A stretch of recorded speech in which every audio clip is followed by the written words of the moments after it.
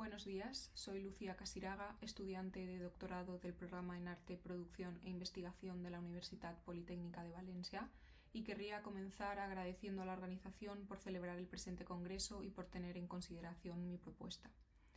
A través de este vídeo presentaré la disertación que lleva como título Leonora Carrington, la narración del cuerpo-mente encerrado en tiempos convulsos. En primer lugar, querría aclarar que los pasajes de Memorias de abajo que leeremos a lo largo del presente vídeo están extraídos de la edición española publicada por Alpha Decay en 2017. El objetivo principal de la ponencia está centrado en estudiar las relaciones fundamentales que se pueden observar entre lo narrado en la obra literaria Memorias de abajo y el trabajo plástico desarrollado por Leonora Carrington. Para comenzar, mencionaremos brevemente una serie de apuntes biográficos del artista que nos permitirán contextualizar la presentación. Leonora Carrington, nacida en el noroeste de Inglaterra en 1917, fue una mujer salvaje que desde muy joven presentó rebeldía ante las normas impuestas por la sociedad y por su familia. Es conocido que fue expulsada de todos los internados católicos a los que sus progenitores la enviaron para que desarrollase su formación burguesa. Fue trasladada de Londres a París y más adelante a Florencia. De igual manera, es sabido que su familia presentó resistencia ante la voluntad del artista de estudiar pintura en Inglaterra. Su padre le prohibió una y otra vez desplazarse a Londres a desarrollar la formación artística que ella tanto anhelaba.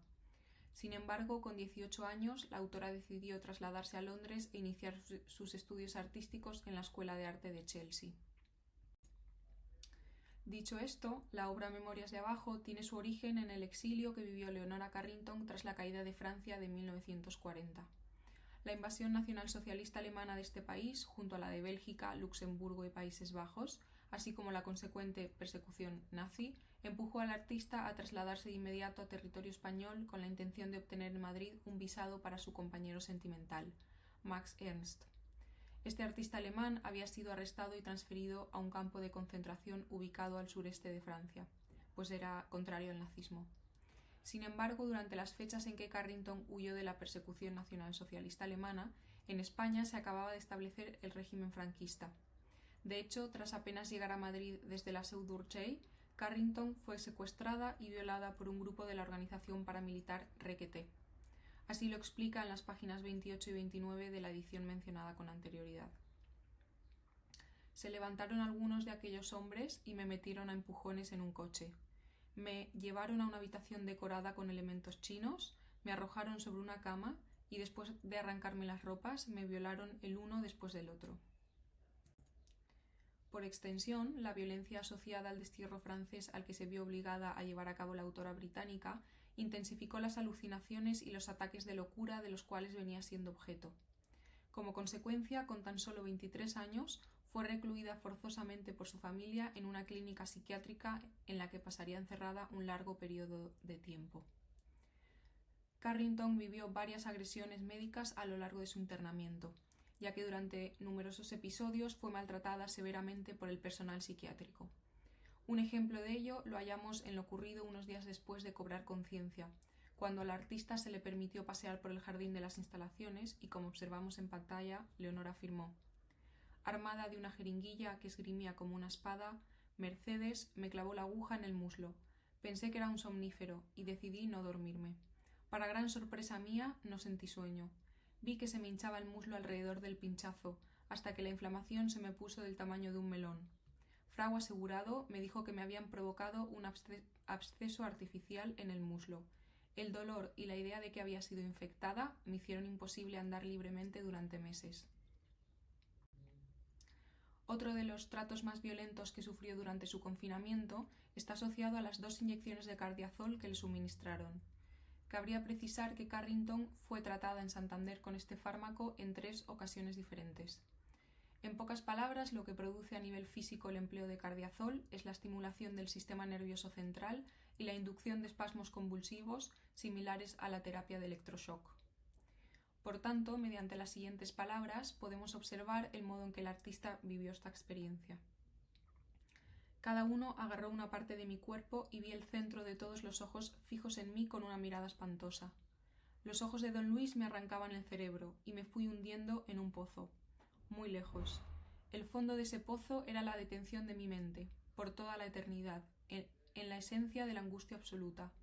Más tarde supe que mi estado había durado 10 minutos. Estaba convulsa, lastimosamente horrenda. Gesticulaba y mis muecas las repetían todas las partes de mi cuerpo. Cuando volví en mí, yacía desnuda en el suelo. Una vez establecidos los aspectos circundantes que marcaron la experiencia que vivió Carrington en Santander, nos centraremos en analizar las relaciones que identificamos entre el plano narrativo y el plano plástico que rodean la obra del artista. Si leemos y estudiamos detenidamente Memorias de abajo, podremos percibir que existen varias relaciones a destacar. Una de las pinturas fundamentales que establece conexión con estas memorias es un óleo que comparte título con el trabajo narrativo que estamos analizando. Esta pieza de formato horizontal está fechada el día 12 de diciembre de 1941, y en su reverso podemos leer las palabras en francés que observamos en pantalla. Para ti, Renato, en nombre de la magia, el verde que es mi color. Convendría mencionar muy brevemente que Renato Leduc fue el escritor y diplomático mexicano con el que Leonora Carrington contrajo matrimonio en torno al año 1941, con la intención de huir de la tutela familiar y así del psiquiátrico santanderino donde estuvo ingresada. Bien, esta última pintura presenta una serie de personajes antropomórficos que podrían recordar a los de la obra del Bosco. Se trata de 4 figuras que reposan en la tierra. Por tanto, uno de los aspectos clave atiende al hecho de que la tierra donde yacen estas figuras está representada por medio de tonos fundamentalmente rojizos.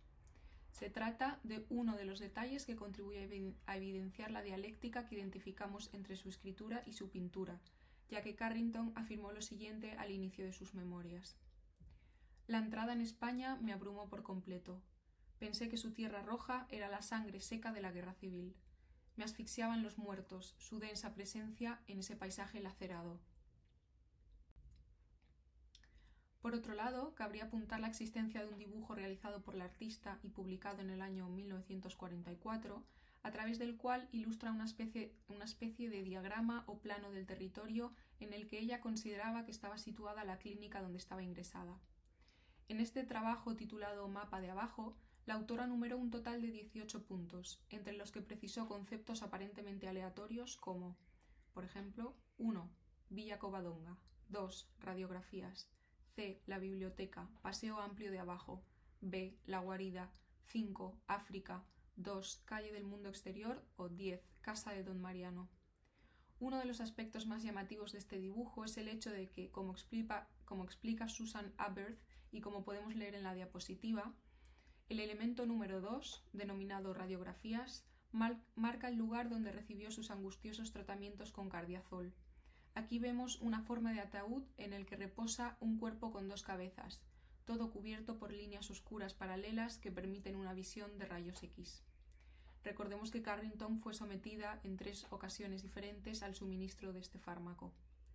Les he adjuntado a la derecha de la pantalla una imagen detalle de la pieza para que puedan observar mejor esta figura bicéfala encerrada en el ataúd. Un rasgo que comparten los trabajos que hemos analizado hasta ahora, así como el grabado Los perros y el durmiente, que estudiaremos más adelante, es la presencia de animales. Aunque este tipo de aparición es bastante común en el trabajo de la pintora, convendría que nos centrásemos en la importancia que tiene la figura del caballo. La obsesión por estos mamíferos se puede advertir en la escritora desde una muy temprana edad, ya que, siendo tan solo una niña, su juguete preferido fue un caballito de madera llamado Tártaro. En el óleo que podemos observar situado en la parte derecha de la pantalla, contemplamos un autorretrato de Leonora Carrington situada en una habitación diáfana. La autora está acompañada de una hiena, y al fondo un caballito de madera cuelga de la pared. Podría tratarse de Tártaro, el caballito mecedor de su infancia al que acabamos de hacer referencia. Retomemos momentáneamente esta pieza para poder detectar los 2 caballos que se encuentran camuflados en la composición. El primero de ellos se encuentra en la parte derecha del cuadro, casi en primer plano, y levanta su pata izquierda. El segundo, más pequeño y discreto, se ubica en el centro del cuadro y corona la puerta de acceso a lo que semeja un recinto cerrado. Entendemos que este complejo vallado responde a una representación del centro psiquiátrico en que estuvo encerrada Carrington. Asimismo, en el aguafuerte Los perros y el durmiente, Observamos un total de 18 animales, de los cuales 10 de ellos son caballos. De este modo y por un lado, en esta obra podemos ver cómo las cabezas de 7 de los potros están amarradas a un caballo, ya que en este caso la autora no se dedica a representar la figura completa del mamífero, sino únicamente su busto. En realidad, y si observamos la pieza detenidamente, 6 de ellos están anudados a un caballo más grande, que a su vez está atado al árbol que constituye el centro compositivo del grabado. Por otro lado, en el lateral izquierdo de la obra podemos observar a otros 3 caballos, también atados, pero esta vez atados al terreno. Para poder comprender la significación que adquiere el hecho de que estos animales atados aparezcan representados continuamente en sus obras, convendría leer las siguientes palabras que vemos en pantalla y que exponen el modo en que al llegar a la clínica psiquiátrica la artista descubrió que sus extremidades estaban bruscamente amarradas. Me sentía dolorida y descubrí que tenía las manos y los pies atados con correas de cuero. Don Mariano, el médico director del sanatorio, me había bofeteado y atado con correas, y me había obligado a tomar alimento a través de unas cánulas introducidas por las ventanas de la nariz. O, por ejemplo, y adicionalmente, cuando la autora explica en la página 42 de sus memorias lo siguiente. En Covadonga me arrancaron brutalmente las ropas y me ataron con correas, desnuda, a la cama. Don Luis entró en mi habitación a mirarme. Yo lloraba copiosamente y le pregunté por qué me tenían prisionera y me trataban tan mal. Se marchó inmediatamente sin contestarme. Para concluir, y como hemos visto, del presente análisis inferimos que existe una doble narrativa de los acontecimientos que vivió la artista durante los años en que estuvo encerrada. Por un lado, identificamos la narración relativa al ejercicio literario y por otro, la referente a los trabajos plásticos que desarrolló con posterioridad. Esta narración duplicada pone de relieve el papel que desempeñó el medio artístico a la hora de cartografiar el dolor causado por el episodio descrito en las memorias. Es decir, tanto la escritura como la pintura contribuyeron a que Carrington pudiese enfrentarse al trauma causado por su estancia en la institución psiquiátrica santanderina. Por último y más importante, debemos apuntar que el hecho de que Carrington, pese a todo, decidiese escribir y publicar estas memorias podría ser entendido como una muestra de su afán por guerrear en defensa de su propia libertad. Muchísimas gracias por su atención.